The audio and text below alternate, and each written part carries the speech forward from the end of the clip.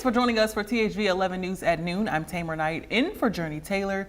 I'm here with meteorologist Tracy B, my favorite, enjoying some decent summer weather, but I hear that's all about to change. Oh yeah, the last yesterday and today have been really nice. So we've had those lower dew points. It's made the humidity feel just a little bit better, but things are starting to change, and this is why right here we are looking in central Arkansas. Things aren't too bad, but as you're heading into the southern southwestern portion of the state, you can see a lot of activity start to pushing in there. We are looking at those areas that could see some heavy rainfall. Starting out right now at this noon hour, 85 degrees. You can see things are much cooler over there in Mena and DeQueen as we're seeing those rain showers start to push in to the state. And they won't get much warmer than that today, but today, hour by hour for central Arkansas, we're going to see a little sunshine still, and then we'll start to see those clouds building as we're heading into the evening hours, and we'll start to see a little more of that rain pushing into central Arkansas as we're heading into the overnight hours and tomorrow morning. We'll talk more about this steamy forecast. That's right, steamy. We've got the humidity coming back in just a few minutes. Thank you, Tracy. Little Rock police have made an arrest in a deadly shooting that happened Tuesday morning on South Rodney Parham Road. Huron Johnson is behind bars today facing capital murder charges. Police first responded to the shooting just before 11 a.m. yesterday. They found a woman with a gunshot wound who later died at the hospital. Right now, police have not released the name of the victim. And Arkansas State Police are now releasing the name of the man arrested after human remains were turned up on his property. 53-year-old Billy Walden is charged with first-degree murder in Montgomery County. What started as a missing person investigation quickly turned into a homicide case when state police found evidence of foul play. In addition to murder, Walden faces multiple charges, including kidnapping and tampering with evidence. He's being held on a $100,000 bond while the state crime lab works to identify the victim. And the city of Camden is being proactive after a recent uptick in juvenile crime to start the summer. The police department announcing a new initiative focused on supporting local youth. The move aligns with the work already happening in the city. Pastor Stephen Watson with First Baptist Church in Camden says this recent rise provides the community a fresh opportunity to step up and change the narrative.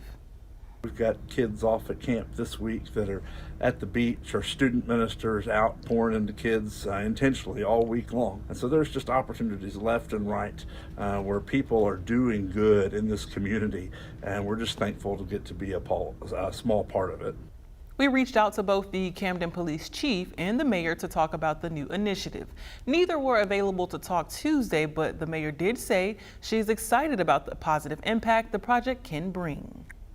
And emotions are high over a proposal to destroy a historical landmark in Lone Oak County. Carver High School used to be the segregated school for black students in Lone Oak, but now a plan to move on from that past is drawing criticism. THV 11's Carter Threet talks to Carver alumni bothered by a proposal they say buries their past beneath a bus barn. Carver gave me a sense of purpose, and this is where I got my beginning. And after I graduated from Carver, I went on and did greater things. So Carver was really a great school for me. Alice Rufus, then Givens, spent 12 years at Carver, attending elementary school there, before graduating from the high school in 1967. But after integration in 1970, there wasn't much use for the school anymore, and this past Monday, the Lone Oak School Board approved a different plan for the spot where Carver High used to sit. Their bus pound is where they're housing the bus now. They are wanting to bring the buses over here and store them in the area or behind me. It's a plan that this group, which includes several Carver alumni, wants to stop. It also includes people like Christy Carthron, who lives in the neighborhood. When I moved here, I was inspired to look up the history of where I moved to. And that's when I found out about the rich history that was here in Lone Oak.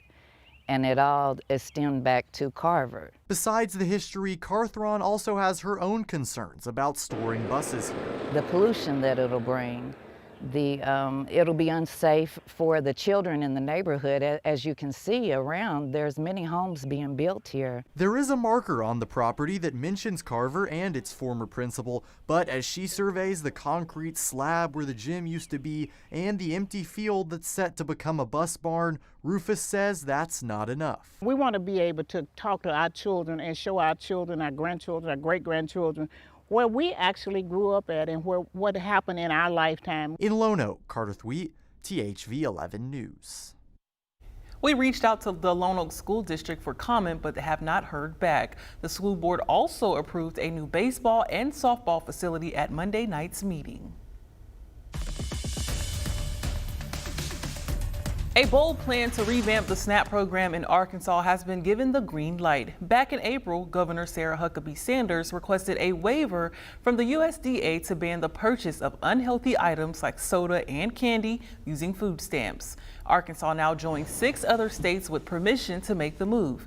Government figures indicate about a quarter of the nation's $119 billion food stamps spending goes towards soft drinks, unhealthy snacks, candy, and desserts. Governor Sanders say it's a bold step to fight chronic disease and promote healthier choices.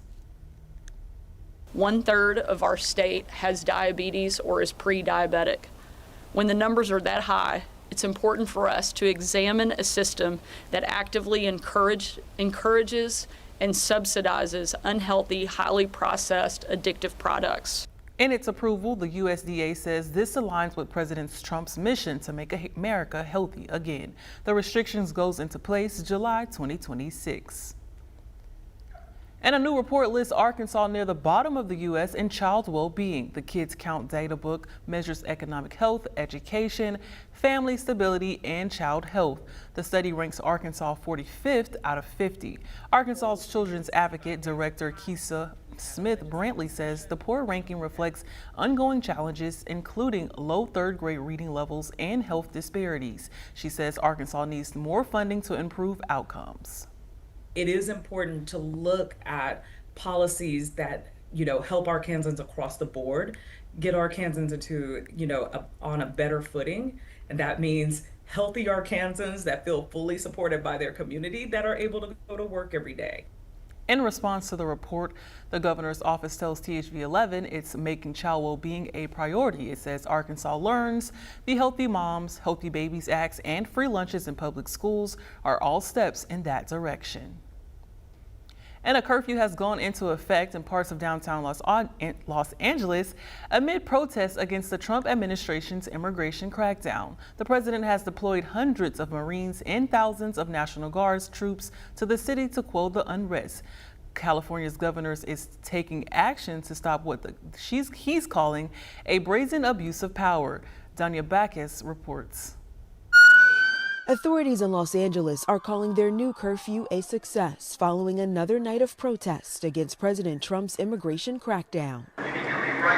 The partial curfew, which took effect Tuesday night, impacts 1 square mile of a city that's over 500 square miles, where demonstrators are making their voices heard. People are being picked up off the street.